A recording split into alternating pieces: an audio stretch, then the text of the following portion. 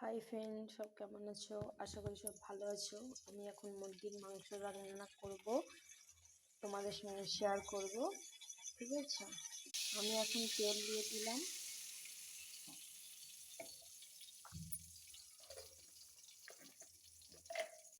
দিয়ে শুকনো লঙ্কা, জিরে মরিচ দেবো, ধনে গুঁড়ো দেবো,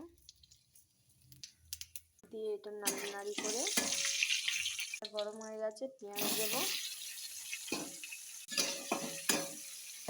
পেঁয়াজটা এখন নেড়ে আমি লাল করব, লাল করে তারপরে মাংসটা দেবো। পেঁয়াজটা এখন লাল হয়ে গেছে, আমি মাংস দেবো। আমি মাংসটা দিয়ে দিলাম,